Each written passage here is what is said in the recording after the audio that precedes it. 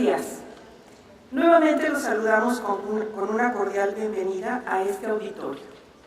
Mi nombre es Ana María Berea, académica del Departamento de Educación y Valores, y tendré el gusto de presentar a la conferencista de este día. Antes de iniciar este acto, me permito atender a las normas de la universidad en materia de contingencias. Les pedimos a todos los asistentes que en caso de alguna emergencia que nos obligue a evacuar el auditorio, se dirijan sin correr, sin gritar y sin empujar hacia la explanada que se encuentra detrás de ustedes, y de allí a la glorieta de ingreso que se encuentra a su mano derecha. Las puertas cuentan con barrera antipánico para favorecer la salida. Las personas que estamos en el escenario debemos caminar hacia los lados, donde se encuentran puertas de emergencia.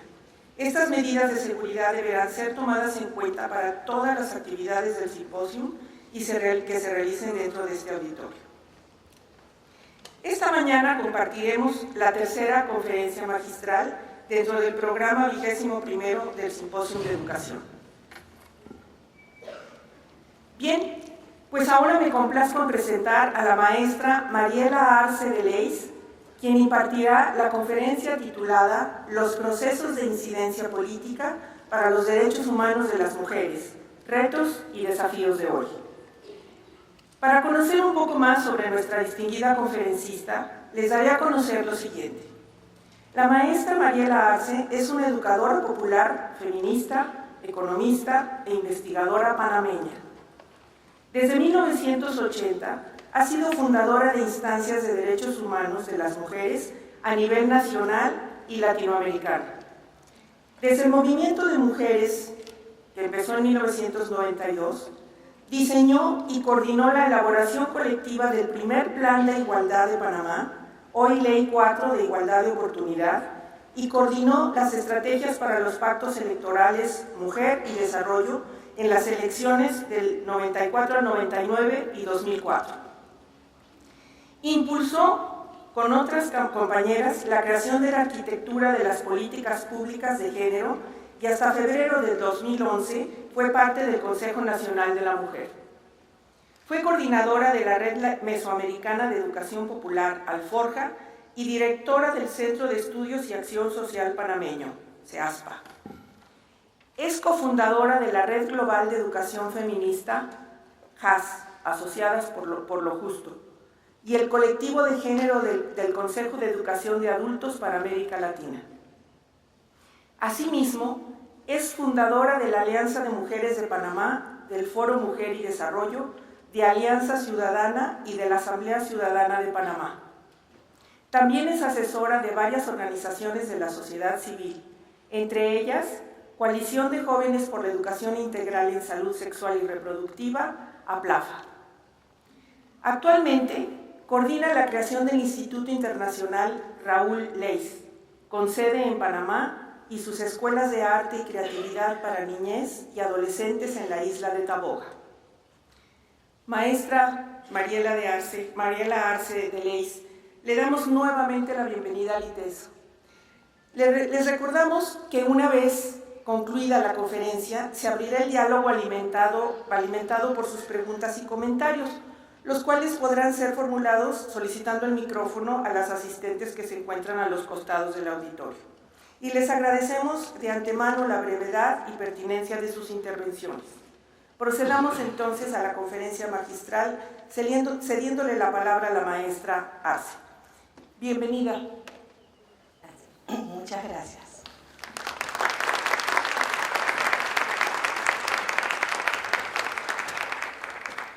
Muy buenos días. Esto de ponencias magistrales lo pone uno medio nervioso, ¿verdad? Así que espero, ¡ay, Tete del alma, mi amiga! Espero compartir con ustedes una experiencia de los últimos 22 años y también alimentada por experiencias que he tenido el honor de acompañar a nivel regional. La incidencia política es una de las múltiples estrategias que los movimientos de mujeres hemos utilizado por décadas para avanzar hacia los derechos de las mujeres. No es la única vía, hay múltiples vías y hay múltiples formas también de hacerlas, porque en el campo de incidencia política hay muchos enfoques y este planteamiento, que viene también desde hace muchas décadas, para América Latina ha tenido un enfoque muy particular de empoderamiento y en el caso de las mujeres, empoderamiento para la acción ciudadana. Así que lo que le voy a mostrar es simplemente una experiencia en un contexto muy particular. Ojalá y estos elementos puedan serle de utilidad para su trabajo y sus procesos. A ver cómo es la cosa de la tecnología.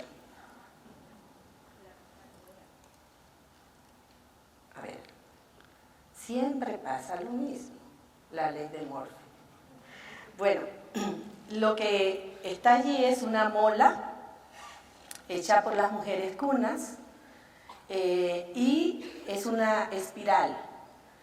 Y lo puse como imagen inicial porque definitivamente que los procesos de incidencia se ubican en contextos cambiantes, ¿verdad? Y en contextos que necesitan estar constantemente analizados para ir cambiando las estrategias que vayamos impulsando. Así que me gustó esa imagen. También ellas la hacen con una lógica distinta. Nosotras, las no pertenecientes a pueblos originarios, cosemos de arriba hacia abajo, ellas cosen de abajo hacia arriba y sin ningún dibujo previo. Lo tienen en su pensamiento. Entonces también quiere decir que hay muchas formas de abordar los problemas, hay muchos enfoques culturales para abordar este tipo de procesos. Por eso la imagen me gustó. A ver, ¿dónde se pone? Ahí. Bueno, parto diciendo que todo esto tiene como enfoque trabajar para cambiar y enfrentar el sistema patriarcal y sus múltiples opresiones. Reconocemos que hay opresiones socioeconómicas que van desde nuestra forma de insertarnos en el mercado laboral a través de trabajos formales o informales, que es uno de los fenómenos que en las últimas décadas las mujeres hemos ido señalando, la feminización del mercado informal de trabajo, la explotación y depredación de nuestro trabajo como mujeres, el hecho de que te paguen con distintos salarios el mismo trabajo y por supuesto la exclusión en términos del empobrecimiento, no solamente económico sino también de tiempo, categoría que ha sido estudiada recientemente en los últimos 10 años y ha creado toda esta cuestión de la economía del cuidado. Así que hay múltiples formas en que cada día vemos que la opresión y la explotación socioeconómica está cobrando rostros distintos para nosotras las mujeres. En esa explotación y opresión socioeconómica yo quisiera resaltar también cómo hay una explotación del trabajo de la mujer joven, ¿verdad? Que tiene características muy particulares. Cada vez son mujeres más capacitadas, con mayor nivel de educación, pero con menores condiciones de trabajo dignas. Incluso esta generación de profesionales, de mujeres profesionales jóvenes y de hombres también jóvenes, muy poco, para aquellos países en donde todavía existen sistemas de seguridad social, casi ninguno de ellos va a poder llegar a jubilarse, porque han estado eliminando todo este enfoque de responsabilidad social de los estados. A nivel político, obviamente, vemos la opresión, la invisibilización.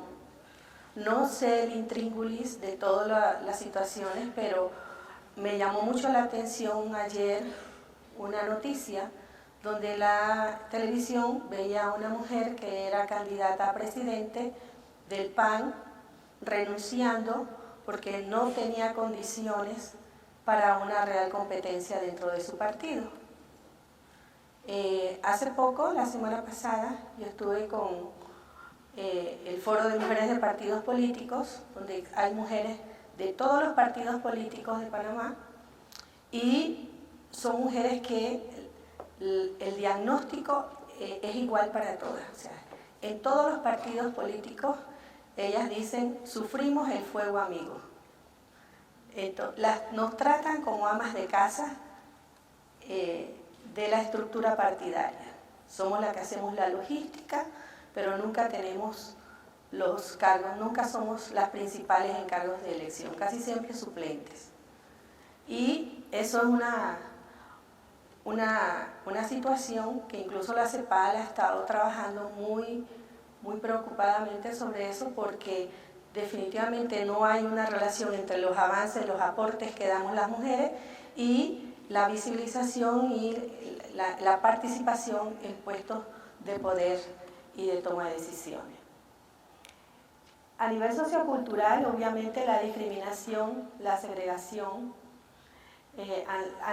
la enajenación mediático-cultural, ustedes saben, en múltiples formas viene desde el sexismo que se da en todas las campañas publicitarias. Para vender una llanta te tienen que poner ahí una mujer desnuda, que no tiene nada que ver con la llanta, hasta todo esto elementos de educación sexista que tenemos en nuestros sistemas educativos en los países, ¿verdad? De allí la importancia de este tipo de simposios, porque están tratando de hacer abordajes integrales, integradores, para una sociedad sin discriminación ni violencia de ningún tipo. Y por supuesto también nos está cada vez afectando más la depredación del ambiente, por nuestros roles en la socialización del trabajo doméstico, cuando hace falta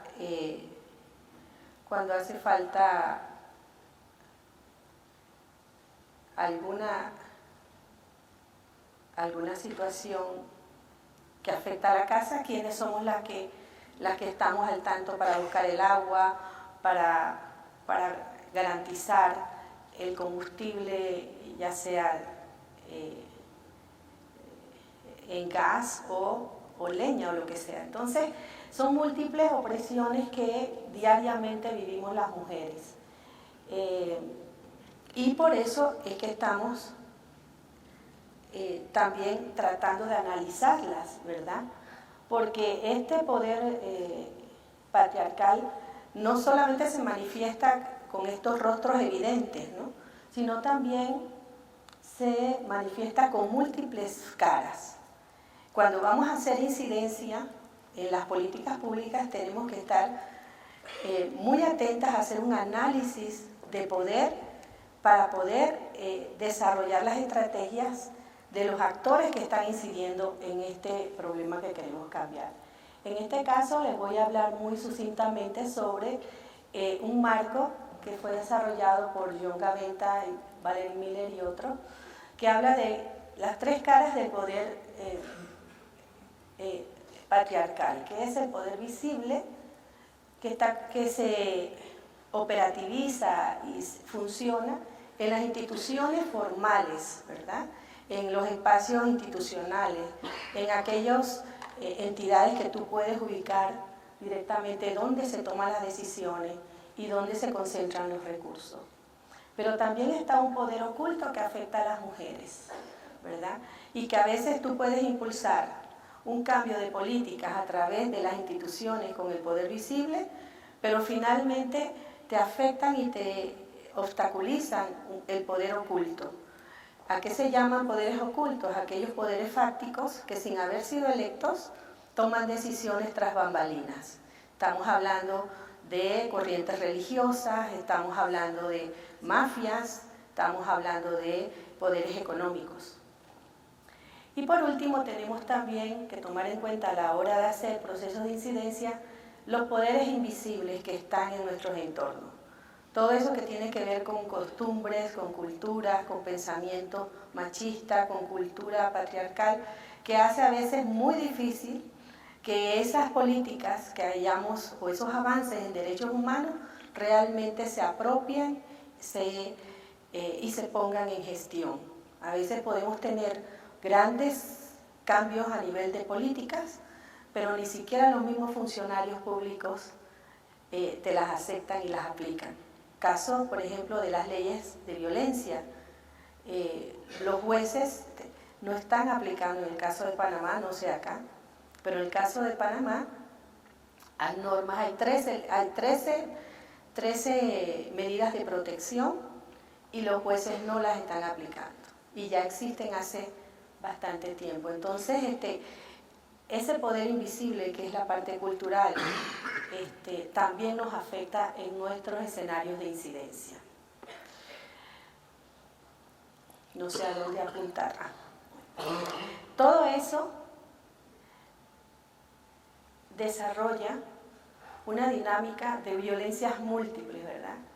De femicidio o feminicidio, como le quieran decir. Tenemos, por ejemplo, estadísticas, se acaba de terminar un estudio sobre la violencia contra defensoras de derechos de las mujeres. Y cada vez va creciendo y va creciendo y va creciendo. México es uno de los países que más elementos de violencia contra defensoras está registrando, igual que Guatemala. También tenemos la violencia política, que les decía. También nosotras las mujeres, al estar muy involucradas en las organizaciones sociales, estamos cada día más siendo afectadas por criminalización de la protesta social. O sea, todos los días ustedes ven mujeres que están haciendo cierres de calles o están haciendo protestas en función de servicios públicos, comunitarios, y son las mujeres las que reciben los palos, las represiones de los cuerpos de seguridad. Como decía, estamos inmersas en un ambiente, en un clima de depredación ambiental.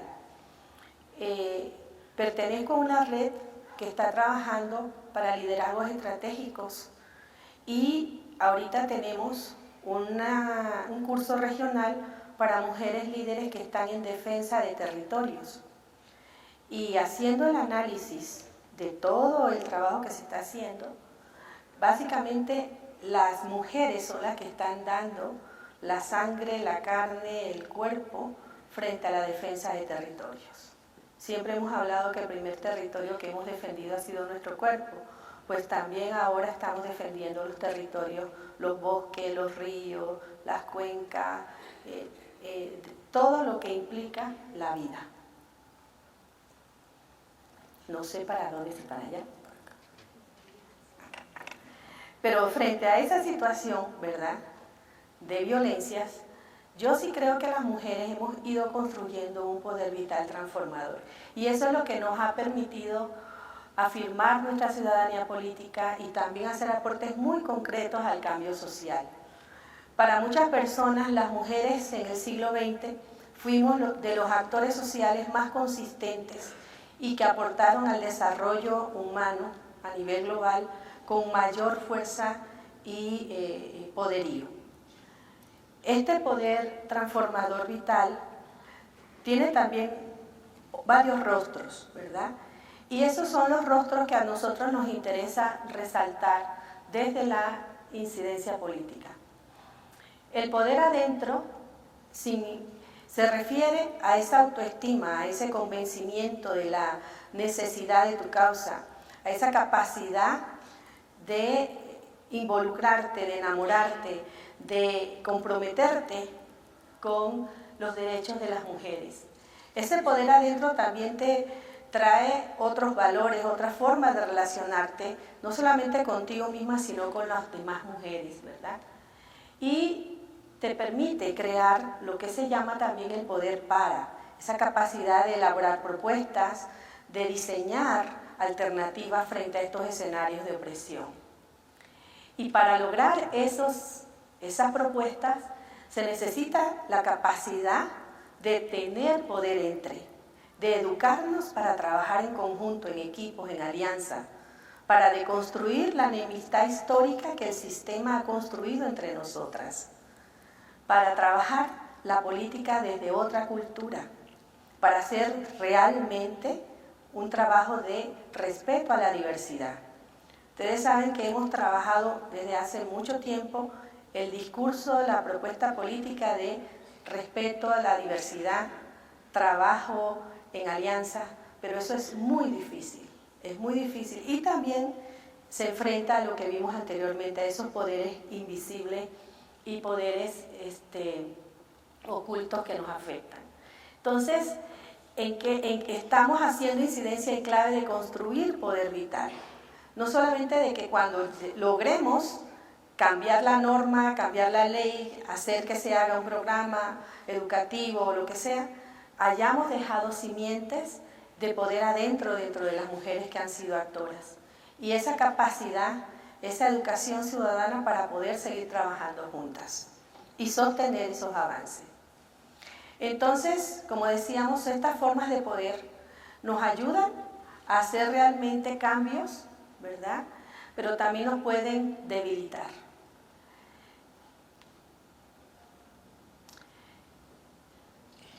En Panamá nosotras decidimos, haciendo un análisis de estos poderes, decidimos crear Poder Ciudadano, porque realmente después de la década del 40, donde nos dieron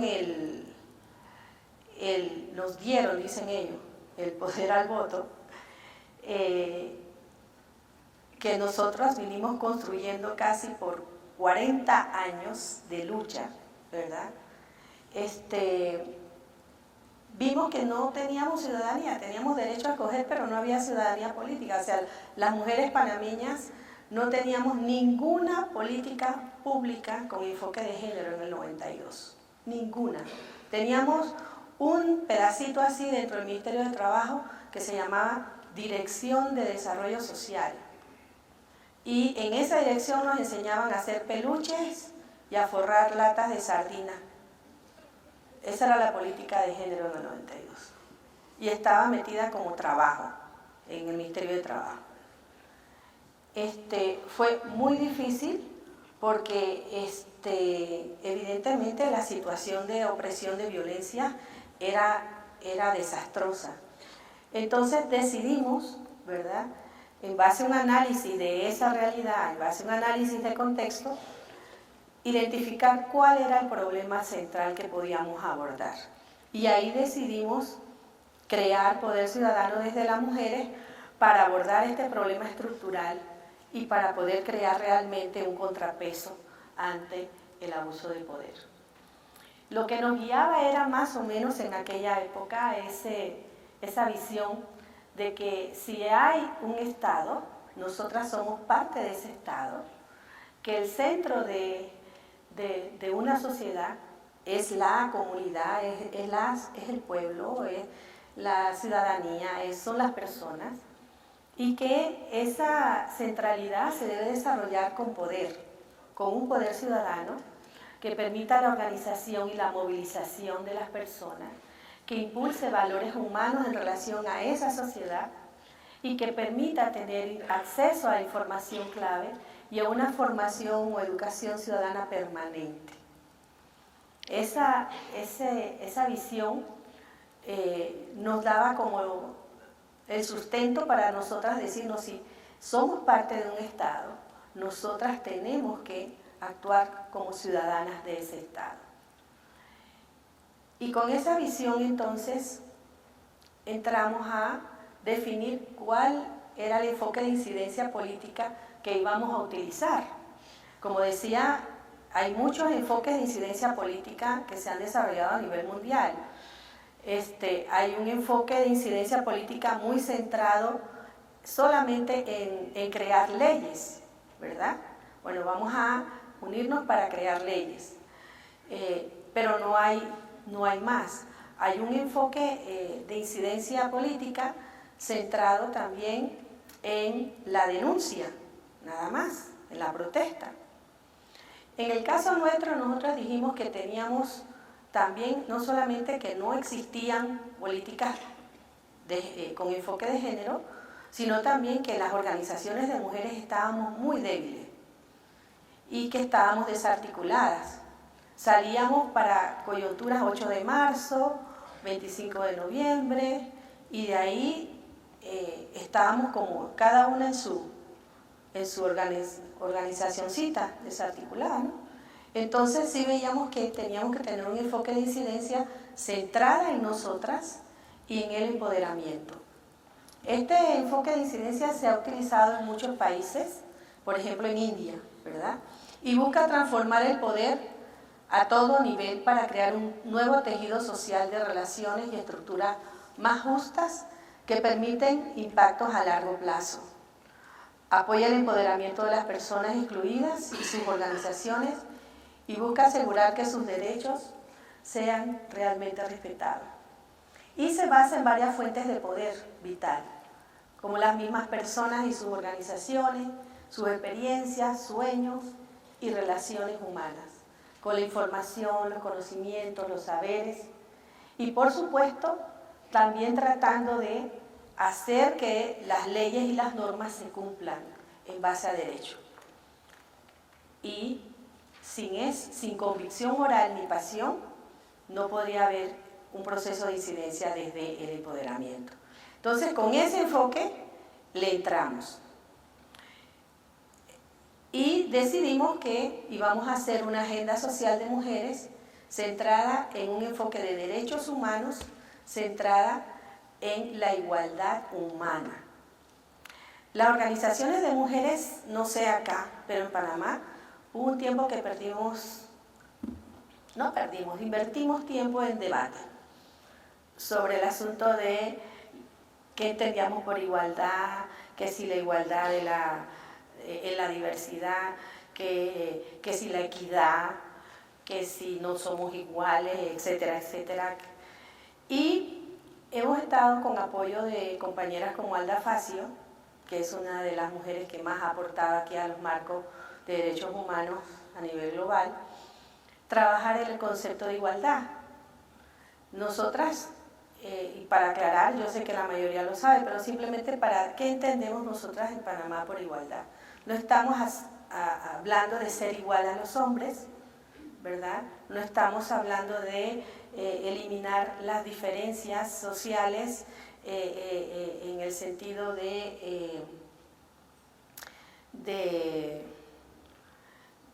que no entendamos que entre nosotras hay diversidades, ¿verdad? Estamos hablando de una igualdad que nos comprometa con igualdad de los derechos, con la igualdad de la integridad humana, con la igualdad en el trato, con eliminar cualquier tipo de discriminación que afecte nuestra integridad humana. Y para eso hemos dicho que necesitábamos construir una política con enfoque de género. Entonces, podríamos decir que han habido como 4 hitos históricos en este proceso de incidencia. Cuando decidimos hacer eso, en el 92 les decía que no teníamos nada en relación a las políticas públicas. Veníamos también de una invasión. Yo no sé si ustedes recordarán que en el 89, diciembre del 89, nos invadió Estados Unidos y destruyó prácticamente toda la estructura institucional del país, con el pretexto de atrapar al dictador Noriega. Bueno, bien lo podían haber atrapado sin haber hecho todo ese desastre. Asesinaron a todo un barrio casi, el barrio del Chorrillo, y allí pusieron a prueba todo el armamento que utilizaron después en la Guerra del Golfo. Pero bueno, entramos en ese escenario y si no teníamos nada más que aquel departamentito que nos enseñaba a coser, después de la invasión, ¿verdad?, no quedó nada. Y el gobierno que entró se dedicó a reconstruir la economía después de la invasión. Nosotros estuvimos 2 años previo a la invasión bloqueados por Estados Unidos. Estuvimos después de la invasión 2 años ocupados. por el ejército de Estados Unidos. Entonces, en ese escenario, mientras estábamos ocupados, nadie se preocupaba de las políticas sociales.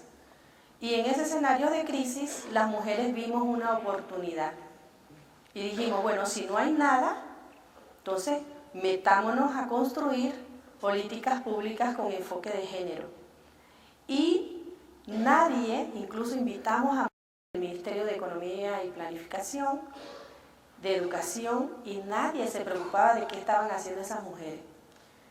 Y logramos unir después de la invasión a mujeres que habían estado a favor de la invasión con mujeres que habían estado en contra de la invasión, porque todas estábamos sufriendo la carencia de políticas de género. Recuerdo que hicimos un listado de 50 mujeres claves de lado y lado, de todos los colores, y las invitamos a un encuentro. Las metimos en un barco hacia una isla que está frente a la ciudad, y la gente me decía que yo estaba loca porque se iban a tirar del barco unas a otras. Entonces, yo aposté a que no, yo aposté a que la necesidad, o sea, de la necesidad al amor, ¿no? Digo yo, aquí nos necesitamos todas y después lo más seguro es que vamos a terminar queriéndonos, y así fue. Nos fuimos y ahí hicimos el primer paso de un proceso de incidencia, que es ubicar el problema común, qué queremos cambiar en común y hacer el pacto. Hicimos un pacto entre las mujeres para impulsar en los próximos meses la construcción de una política de igualdad en Panamá. Eso fue vital, hicimos un plan de incidencia y confiamos, nos dimos un voto de confianza. Y les puedo decir anecdóticamente, ahí estaba la mujer que había sido casi artífice de la invasión y todo lo que fue el tratamiento o el maltrato a las mujeres refugiadas, con la líder de las mujeres refugiadas, que había estado en contra de la invasión. Para que vean cómo a veces un contexto de crisis nos puede dar una ventana de oportunidad. Entonces, pensar también que hay contextos de extrema violencia, en donde no hay salida aparente y uno puede buscar escenarios de colaboración y de alianza. Entonces, eso fue, desarrollamos eso, vino la primera elección después de la invasión y paradójicamente, mire qué cosa más curiosa que son nuestras sociedades. Invadieron para sacar del gobierno al partido que creó los militares, al PRD de allá, no el de acá, el de allá, que es hijo más o menos del de acá. Y bueno, lo sacaron con la invasión. El gobierno de la oposición llegó al poder y todo.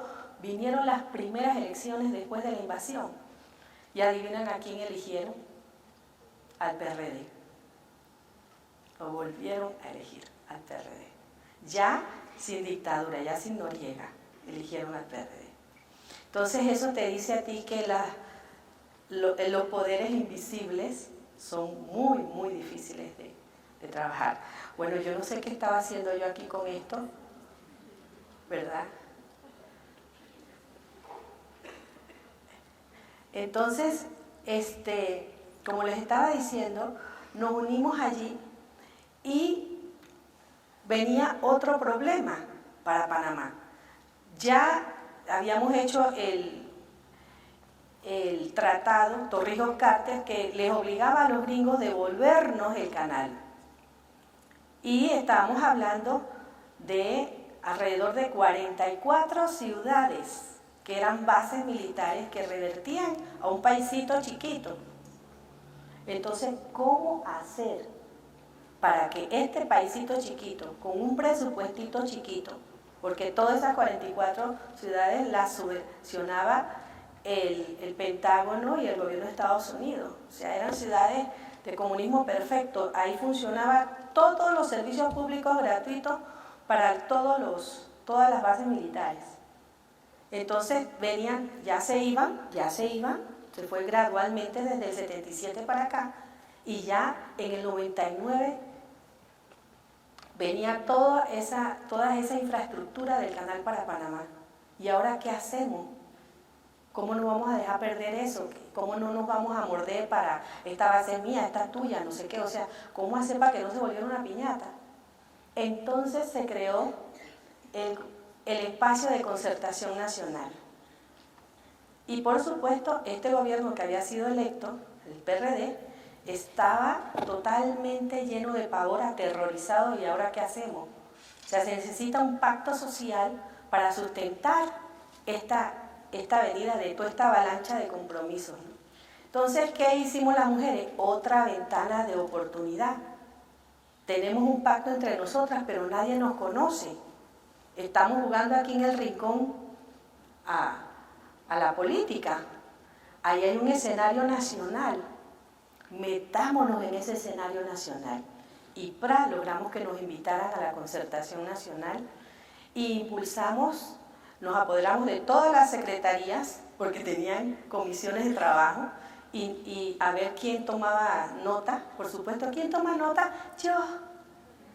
Y nos apoderamos de todas las secretarías y allí realmente nos empoderamos, nos visibilizamos y logramos que el presidente de ese periodo creara, ¿verdad?, la institucionalidad de la dirección. Creó primero un Ministerio de Políticas Sociales, sacó todo lo social de trabajo. Y dentro de ese ministerio pedimos otro viceministerio, no nos lo dieron, por supuesto no logramos negociar, pero sí seguimos trabajando internamente. Entonces, todo eso lo hicimos paralelamente mientras conseguíamos y negociábamos con la cooperación. También en los procesos de incidencia ustedes tienen que ver cuáles son las fuentes de poder.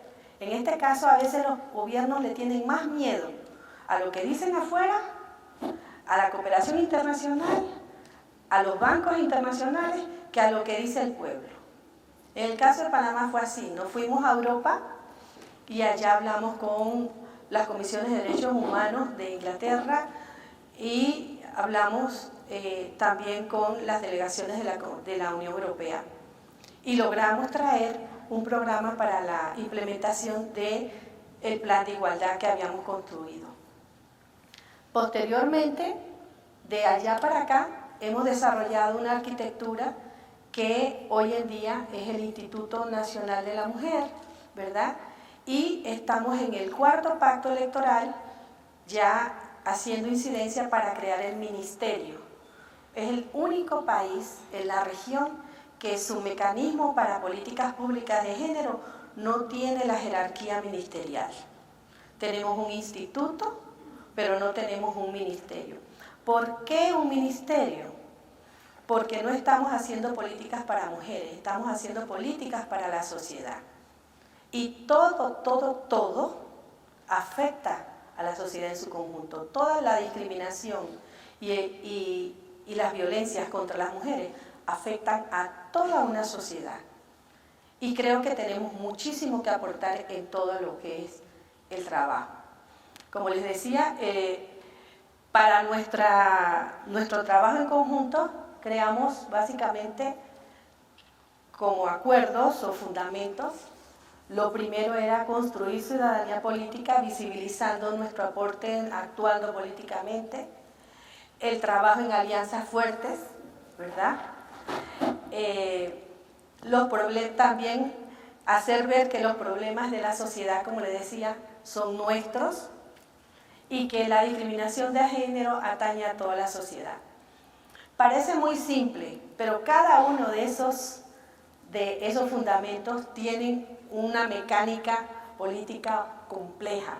Por ejemplo, hacer que la sociedad asuma que los problemas, que las organizaciones de mujeres asuman que los problemas de la sociedad son nuestros, es fácil, pero ¿cómo lo operativizamos en agendas que sean amplias?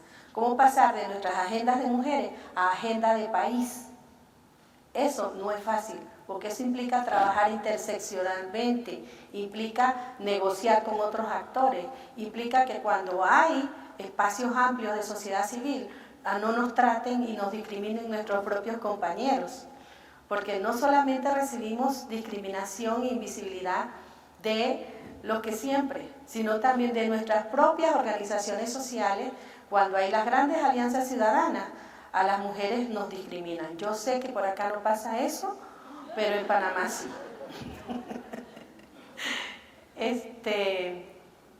La otra cosa también es que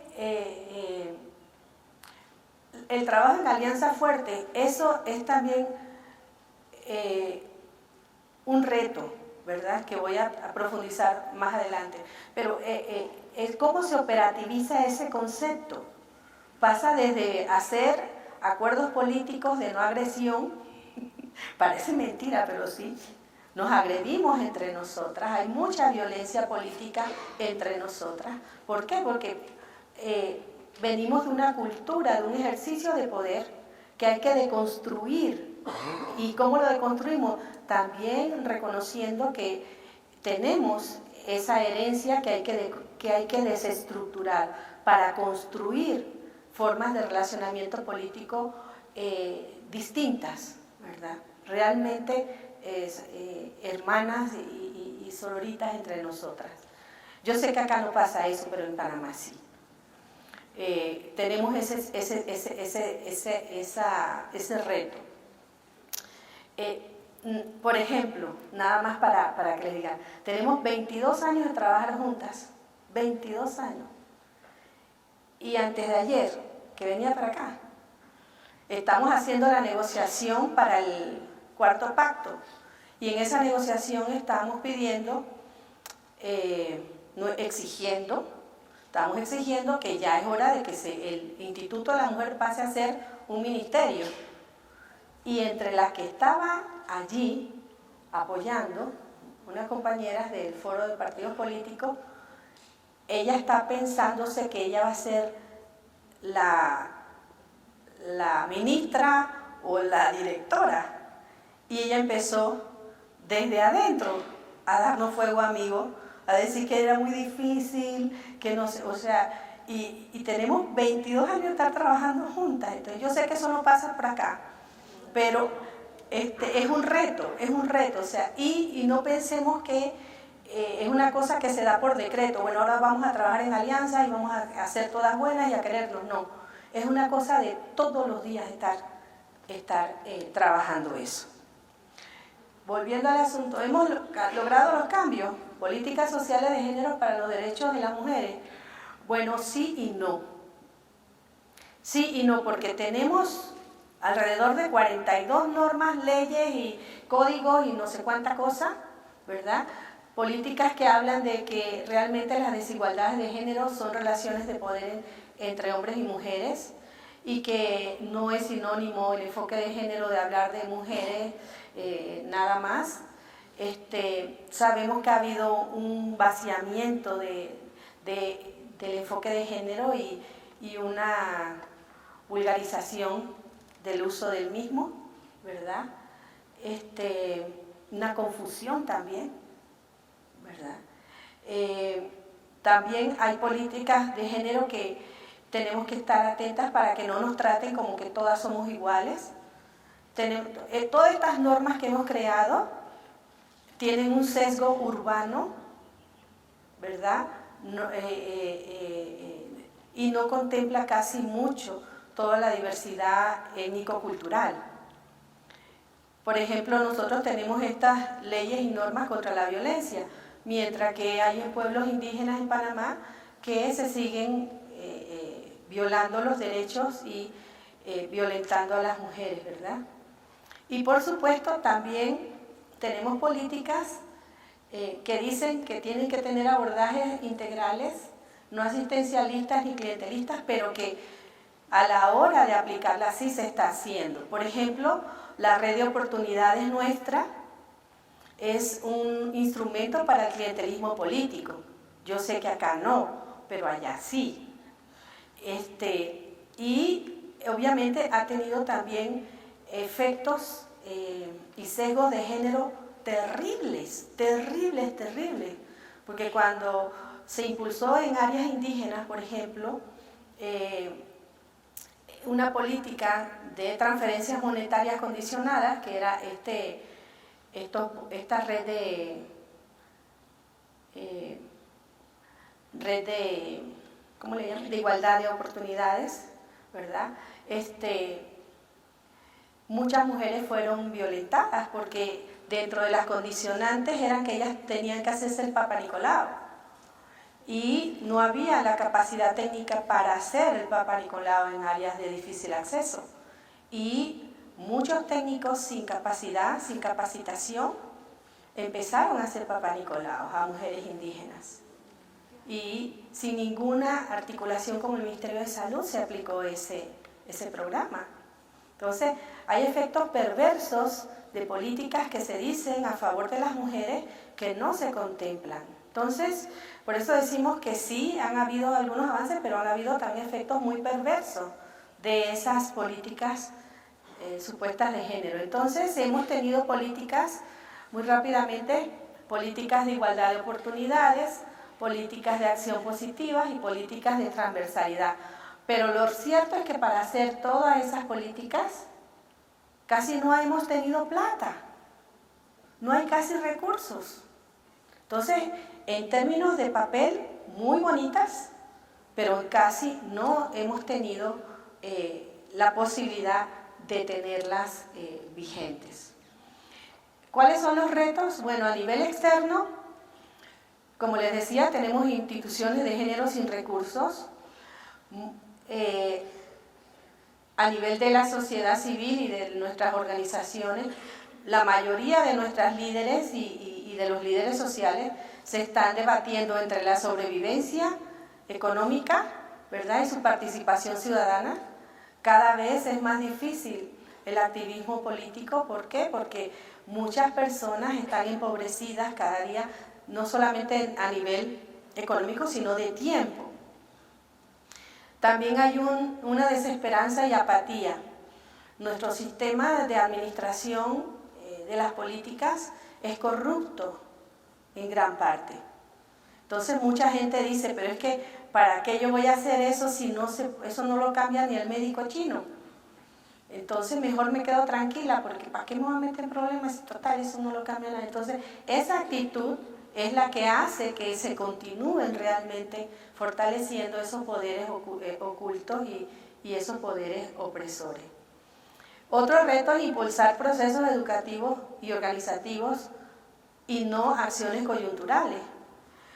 Hace tiempo nosotros tenemos en Panamá una situación de poco acceso a recursos para las organizaciones sociales, y cada vez la cooperación más te lleva a desarrollar, son proyectitos coyunturales o acciones muy particulares. También eso ha contribuido a tener esa visión, nada más vamos a hacer esta actividad y chao. Esta actividad del 8 de marzo, esta actividad muy coyuntural. Y no a impulsar procesos educativos, ¿verdad? Y por supuesto la impunidad y la misoginia institucionalizada que nos afecta cotidianamente. A nivel interno, al meternos casi 22 años en hacer esta estructura de políticas públicas, descuidamos nuestra casa organizativa interna.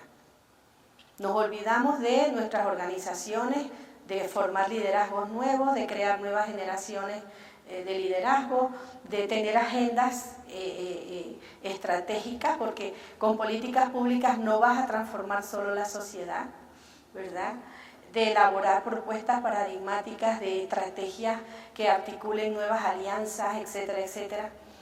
Y a medida que se fueron engordando las políticas públicas, el movimiento de mujer se fue adelgazando. Entonces, por eso es que los gobiernos al final te recortan presupuesto porque no te tienen miedo. Entonces, el poder que agarramos en los 90 y que nos tenían miedo, se fue adelgazando en la medida en que se fueron institucionalizando algunas políticas y se fue vaciando a veces de contenido. Por eso es tan importante mantener y fortalecer cada vez el poderío y la organización de las mujeres para poder sostener esos avances en las políticas sociales y derechos humanos. Y otro reto es Como decíamos, continuar creando una cultura política no patriarcal entre mujeres y entre mujeres y otros actores sociales. Yo creo que sí hemos hecho avances, hemos hecho contribuciones. Hay experiencias muy hermosas de trabajo articulado entre organizaciones de mujeres que hoy dan testimonio de que sí se puede transformar. Y por supuesto este reto de la sostenibilidad, sobre todo relacionamiento con las mujeres jóvenes, ¿verdad? La articulación con otras agendas sociales y esa visión histórica de que, bueno, esa angustia, yo no sé si a ustedes les ha pasado, pero esa angustia de decir, chuleta, hay que hacer las cosas, o decir, no podemos, hay que continuar, y de repente te das cuenta de que tú solamente te ha tocado vivir este pedacito de la historia, que tú eres heredera de otras mujeres que lucharon antes que tú, y que gracias a esas mujeres tú estás hoy, que tú has dado un pedazo de ese camino histórico y que lo vas a dejar ahí para que otras mujeres lo continúen. Entonces esa visión histórica de las luchas de los derechos de las mujeres es muy importante y vital para darnos esa paciencia y esa mirada a largo plazo y estratégica que necesitamos. Por supuesto, todo esto también se enfrenta a retos en la cotidianidad. Como decíamos, la competencia y la lucha de liderazgo. Los estilos de liderazgo nuestros a veces son totalmente verticales. No nos gusta que nos contraríen, no nos gusta cuando hay una persona que opina distinto a mí, no nos gusta a veces escucharnos, ¿verdad? Y eso hay que cambiar. También la violencia y la cultura patriarcal en el entorno familiar. Yo hice una investigación, fui parte de una investigación regional en Centroamérica sobre los obstáculos para el liderazgo. Y realmente la mayoría decía que había un fuerte obstáculo en la familia, así como hay un fuerte apoyo en la familia. Pero muchas veces dicen que quedamos solas porque tenemos que, no podemos cargar tanta presión encima. También otra de las cosas que recuerdo de esa investigación era el estilo de liderazgo que ejercemos nosotras, que es un estilo de liderazgo a veces muy sacrificial. O sea, dejamos ahí todo la vida en nuestro activismo social. Entonces, ese estilo de liderazgo sacrificial no es muy atractivo para las mujeres jóvenes. Es decir, me estás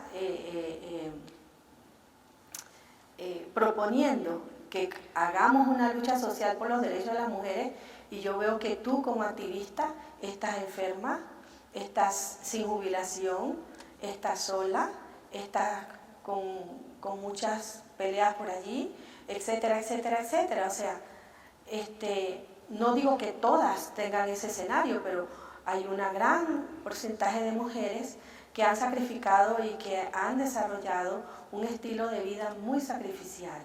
Entonces, ese estilo de liderazgo no es atractivo para mujeres jóvenes. Es decir, yo, así, no me invites porque no quiero eso, quiero hacer otro estilo de liderazgo. Y eso es parte también de los retos que tenemos que ver, cómo hacemos esos diálogos entre las perspectivas de las mujeres jóvenes y las perspectivas de mujeres no tan jóvenes como nosotras. También la competencia por fondos y recursos.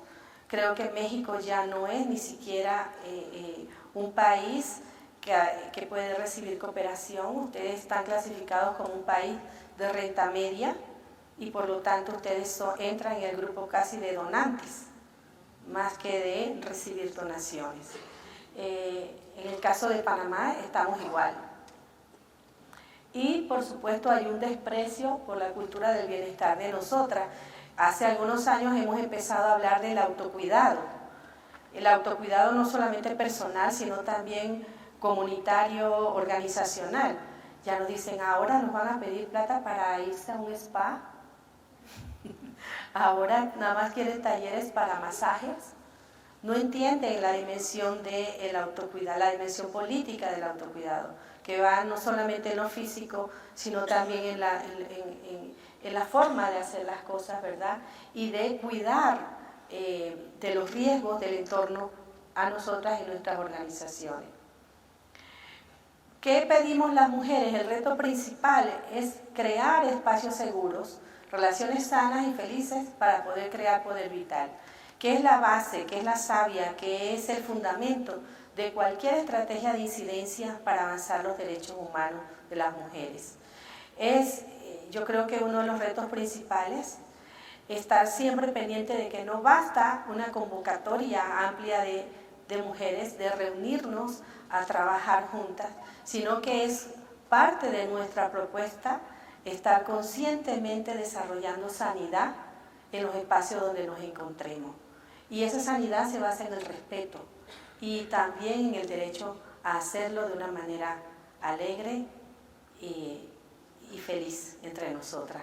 Entonces, yo creo que aliadas en la diversidad, realmente hemos probado que hemos logrado muchas cosas y así como decimos, fuimos las que contribuimos como actoras sociales en el siglo XX, no porque lo haya dicho un hombre, realmente el siglo XXI va a profundizar esas transformaciones y aportes de nosotras las mujeres si nos unimos y sabemos seguir trabajando, que ya lo hemos hecho, desde la diversidad, el respeto y el amor a la vida.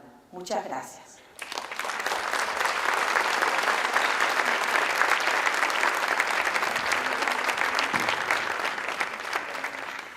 Entonces ahora me pongo acá para que ustedes son las que hablen. Agradecemos profundamente, maestra Mariela Arce, este mensaje tan clarificador, iluminador, pero principalmente alentador de la esperanza para trabajar por una sociedad realmente humana. Y ahora vamos a abrir el espacio para las preguntas que el auditorio tenga, para que podamos dialogar con ella. Y para tomar la palabra les recuerdo que levanten su mano y las personas que están a los lados les pasarán el micrófono para que puedan dialogar con la maestra. Muchas gracias.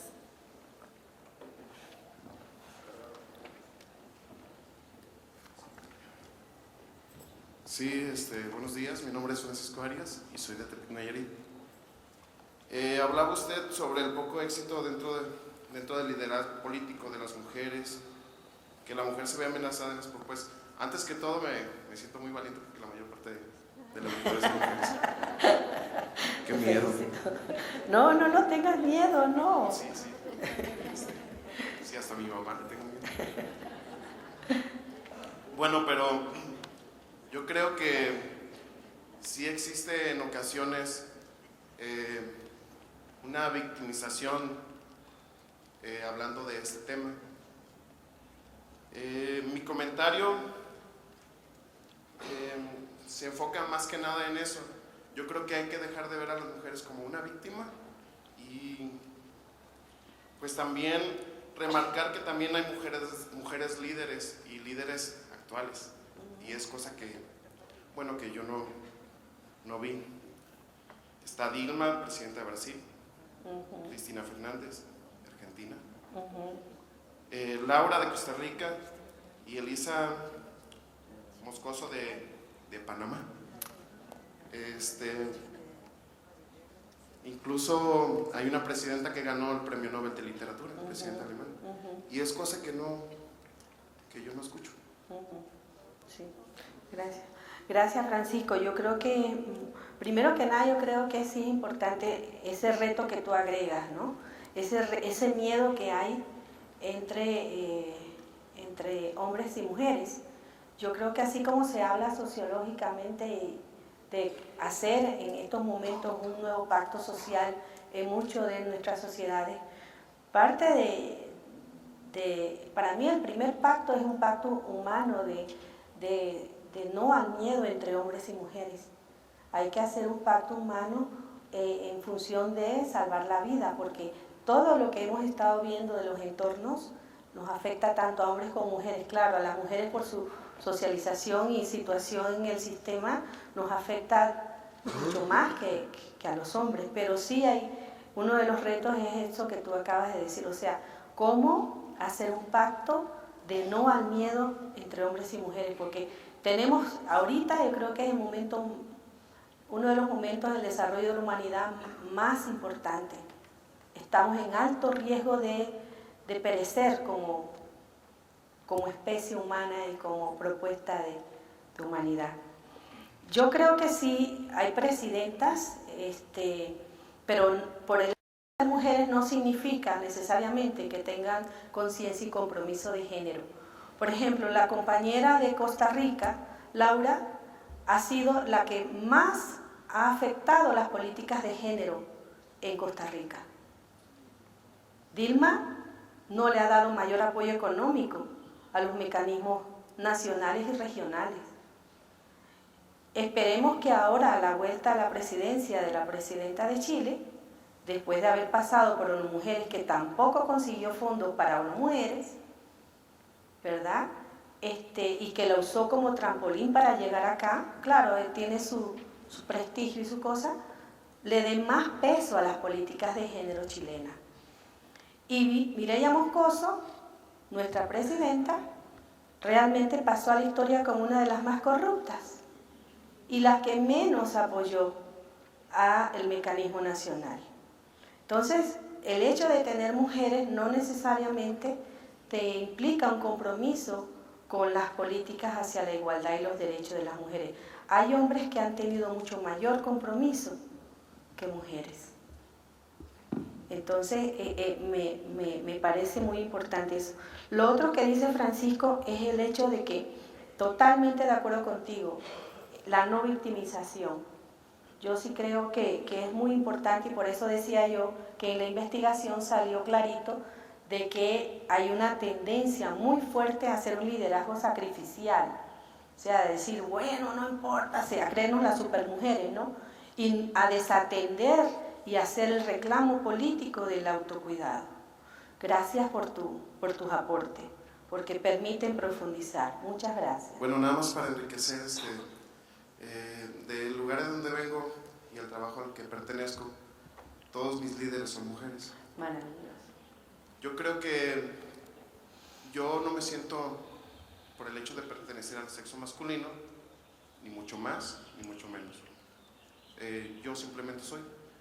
Pero creo que si contribuimos a atacarnos entre géneros, inclusive entre personas, creo que no vamos a lograr nada. Independientemente de las señoras que llegaron a la presidencia y fueron buenas o fueron malas, son mujeres, y si entre mujeres se atacan, pues menos van a lograr. Tienes razón, pero yo creo que lo importante es también tener un análisis, una visión política de las gestiones, independientemente de que sean hombres o mujeres. Sí hay que reconocer cómo las gestiones públicas apoyan el avance de los derechos, ¿verdad? Y yo creo que una de las aseveraciones más importantes es que no debemos de ser mujeristas, ¿verdad? O sea, no porque el hecho sí ayuda mucho, por ejemplo, al imaginario social, al cambio ese de cultura, por lo menos pública. A mí me impactó muchísimo y me encantó ver a mi presidenta Moscoso con el traje nacional de la pollera y la banda presidencial. Era la primera mujer presidenta y eso hizo una ruptura simbólica brutal. Pero eso no quita que no nos apoyó como se esperaba. Pero sí avanzó, tienes toda la razón. Es un avance, es un avance. Muchas gracias, Francisco. A ver, ¿qué más? Oye, pero qué maravilla. Otro compañero, muy bien. ¿Qué tal? Buenos días, mi nombre es Miguel Marínez, yo soy de Monterrey y primero que nada quería felicitarla por este largo proceso de pelear por los derechos de las mujeres. Me parece bastante acertado y que hace bastante falta en casi toda Latinoamérica.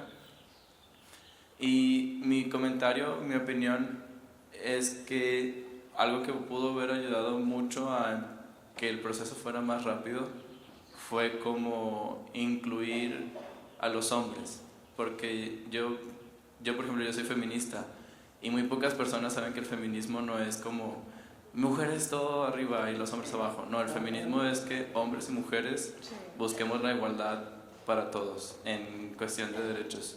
Entonces tal vez ahí también haría falta en toda la región, en los movimientos feministas, aliarse también con los hombres, porque vemos también hombres que creemos en que todos somos iguales y que todos deberíamos de tener los mismos derechos.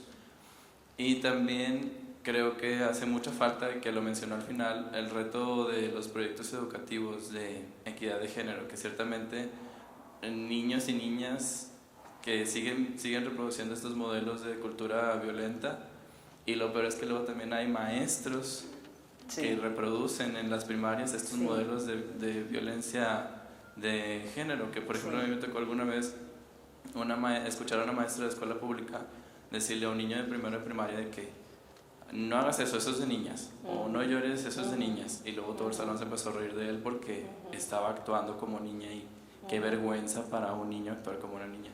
Entonces sí creo que hace falta mucho también impulsar, junto con las políticas públicas, proyectos educativos que fomenten la equidad de género. Muchas gracias y muchas felicidades. Gracias Miguel. Me encanta el hecho de que más hombres jóvenes se identifiquen como feministas, ¿verdad? Porque esa es una opción de vida, no es solamente un título. Yo me gradué de feminista, ¿no? Es una opción de vida y es una construcción diaria. Y qué maravilla que existan ya compañeros que están apostando a esta apuesta política feminista. Definitivamente que yo creo que la educación o el trabajo educativo es básico, fundamental, es estratégico. La educación no sexista, eso es una prioridad, porque la violencia parte no solamente desde la casa, que nos echan la culpa a nosotras como reproductoras ideológicas en la casa, sino también en las aulas, en el sistema formativo. Ayer decía compañero de España de que los modelos educativos responden a los modelos de sociedad. Bueno, ¿qué modelo de sociedad queremos nosotros? ¿Una sociedad racista, discriminadora, violenta, o una sociedad feliz, sana? Entonces ahí definitivamente que sí es muy importante el trabajo en los sistemas formales y no formales. Acabamos de terminar un estudio sobre violencia escolar, y el bullying hacia las niñas era uno de los indicadores más altos que salió. Y el acoso sexual, incluso en niños casi de primaria, de educación inicial. Una cosa que a veces uno dice, pero ¿cómo? Pues sí, el trabajo que hay que hacer en los sistemas educativos es súper estratégico. Muchas gracias, Miguel. Hola, buenas. ¡Ay, qué maravilla! Oye, qué bien. Bueno, haciendo un poco de referencia y continuando con lo que el compañero decía, sí a la inclusión de los hombres también en la participación de la equidad de género, la equidad de oportunidades, pero también haciendo referencia un poco el trabajo que se ha hecho aquí en México, pues creo que todavía está en pañales, ¿no? O sea, todavía cuando yo estaba en la primaria, sobre todo en escuelas privadas, se separaban hombres y mujeres, los hombres tenían un tipo de educación, las mujeres de otro, estaban como muy marcados los roles, ¿no? Definidos, incluso en currícula, los roles, y espero no pisar callos de aquí de algunos compañeros que respeto mucho su trabajo, pero sigue ocurriendo, ¿no? Es decir, yo creo que el cambio va más hacia la convicción de la propuesta educativa de cada una de las instituciones, porque todavía nos podemos topar con escuelas en donde no se permite elaborar a maestras divorciadas, maestras que son madres solteras, y esto va mucho con el tema religioso, ¿no? O sea, hay muchísima discriminación por las situaciones de género, específicamente en este tipo de casos, ¿no? Y se cree que es una buena educación porque mis hijos no se rozan con esa gentuza que no está en familias bien, etcétera, ¿no? Entonces, para mí esto es muy grave. Entonces, cuando la institución tiene como convencimiento la educación no solo en su clase de ética y valores, que se pueden aprender de memoria, todos los estatutos y toda la promulgación de los derechos humanos, sino que a través del ejemplo lo realiza, eso es fundamental, ¿no? En la escuela que yo metí a mis hijos, pues a mí me gustó que la primera presentación fue, esta es una escuela mixta. Mixta no significa que son hombres y mujeres, es decir, aquí hay madres solteras, aquí hay abuelitas, hay familias que viven con su tía, eso es mixto, ¿no? Y eso queremos, y en eso encontramos la riqueza. Y dije, hijos, aquí, mis hijos vienen aquí, ¿no? O sea, ese es como el acuerdo de saber que están dando una educación a mis hijos. Si yo en la misma escuela, como decíamos, bueno, las condiciones laborales son mejores para los hombres que para las mujeres, pues entonces es un doble discurso si yo sigo dando el tema de género, ¿no? O incluso si yo restrinjo el número de alumnos, digo, primero les doy chance a los hombres y si quedan lugares a las mujeres, o incluso en puestos directivos, mi promoción tiene un plus y es un hombre. Incluso nosotros, como vemos, la mayoría de las personas que participan en el tema de educación son mujeres, y como decimos, bueno, a veces se privilegia el ser hombre para ocupar puestos directivos, ¿no? Entonces es un trabajo muy grande de ejemplo que se tiene que trabajar, que los hombres debemos estar convencidos también de esta equidad de igualdades, y es parejo donde tenemos que ir trabajando. Muchas gracias, fabulosa la reflexión. No sabía que había situaciones tan así de que hay escuelas que no dejan trabajar a madres solteras o divorciadas o de parejas distintas, ¿no? Qué terrible. Bueno, en Panamá todavía no tenemos ese, yo creo que no. No hemos llegado hasta allá, pero sí tenemos una educación sexista y también clasista, ¿verdad? Allá hay una educación pública y hay una educación privada. La educación privada es de primera, la educación pública es de tercera, de cuarta, de quinta. Y ahorita hay toda una supuesta reactivación de una reforma educativa y ahí es una cosa muy compleja porque hay gremios docentes que no quieren la reforma educativa y hacen argumentos muy válidos en términos de que se va a privatizar, etcétera, etcétera. Pero también hay una componente de resistencia a la innovación, a la actualización, a crear nuevas formas de hacer educación. Entonces, es complejo ese tipo de escenario, pero definitivamente que hay que trabajarlo. Compañera.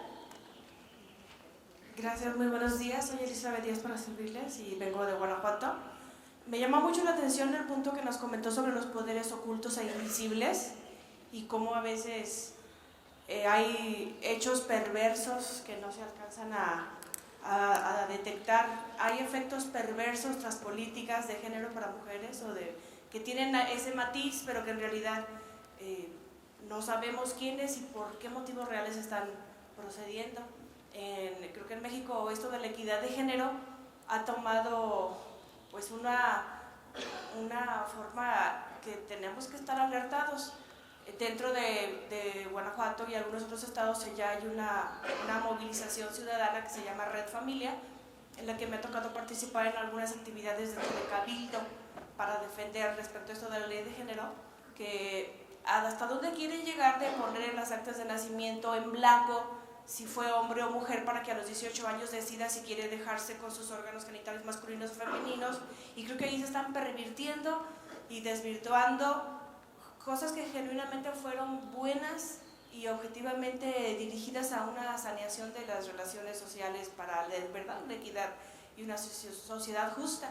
Y por otro lado también creo que en su mayoría somos escuelas que, aunque a lo mejor no somos por completo no laicas, tenemos pues un principio que nos rige como gente temerosa de Dios o con principios espirituales basados en la Biblia. Y dentro también de otras esferas políticas están queriendo remover de México tradiciones muy importantes que le dan sentido a nuestra nación como una nación creyente. Las tradiciones y los valores, como estar quitando de los libros en este año y en algunos ya pasados antes de Cristo y después de Cristo. Ahora lo ponen antes de nuestra era y después de nuestra era. Son cosas que están moviendo muy sutilmente en redes o tejidos de marañas allá arriba, que creo que están tratando de atacar la identidad del mexicano como pueblo creyente, y que si no hacemos algo, nos quedamos calladitos, nos dejamos llevar, como nos decían ayer, solo los peces muertos son arrastrados por la corriente.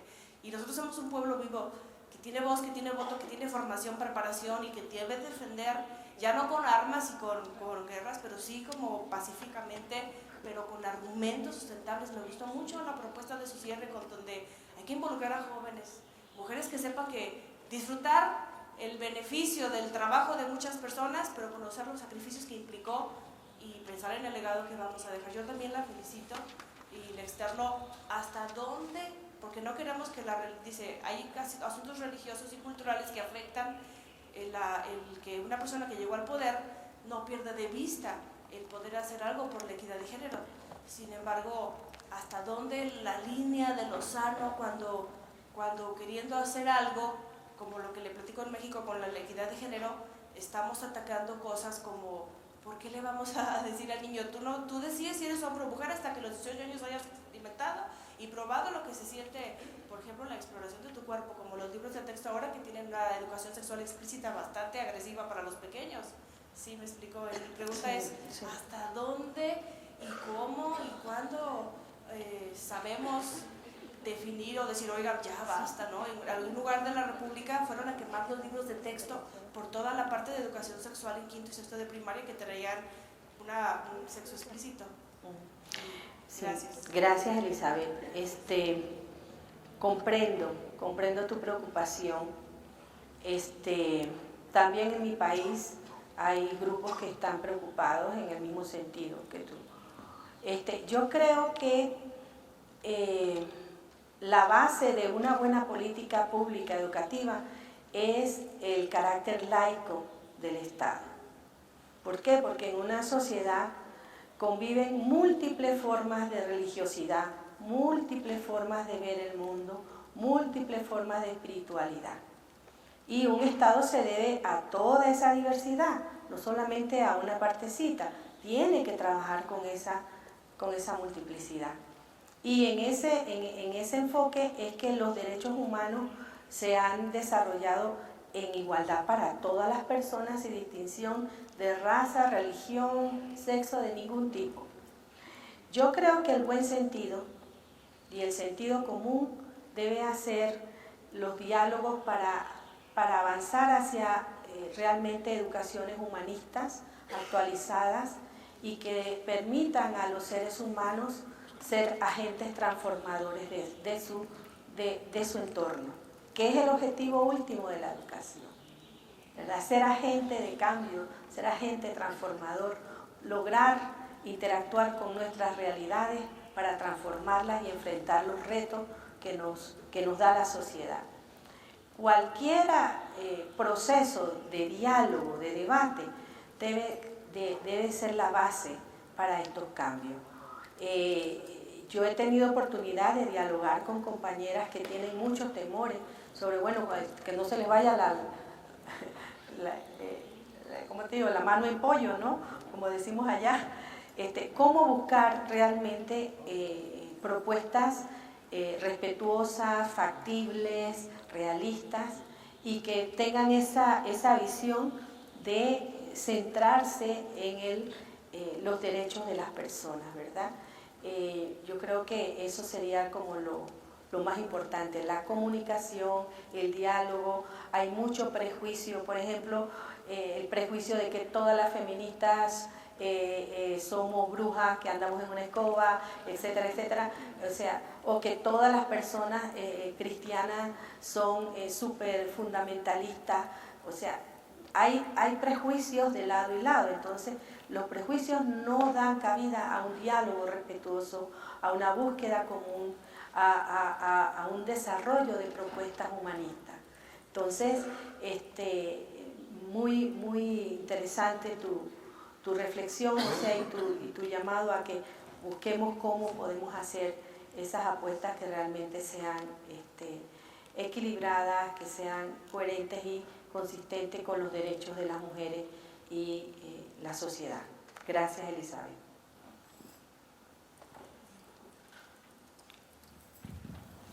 Pues, Mariela, a nombre del Departamento de Educación y Valores, queremos agradecerte muchísimo esta participación tan valiosa, tan inspiradora, diría yo, y como final de este acto, solamente porque esperamos seguir estando en contacto y escuchando todo lo que nos tienes que enseñar y todo lo que nos tienes que dar, de una manera simbólica queremos ofrecerte un presente para agradecer tu valiosísima participación.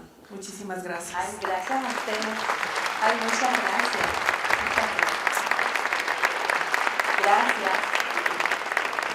Muchas gracias. Y bueno, he aprendido mucho hoy, como siempre. Muchas gracias. Y para cerrar nuestra conferencia, me gustaría compartir con ustedes algunos avisos antes de que se vayan. Primero que nada, solicitamos su retroalimentación para esta tercera conferencia magistral y para eso pues les agradecemos que respondan el instrumento de evaluación que encontraron en su silla. Por favor, déjenla al salir a las personas que están en la puerta.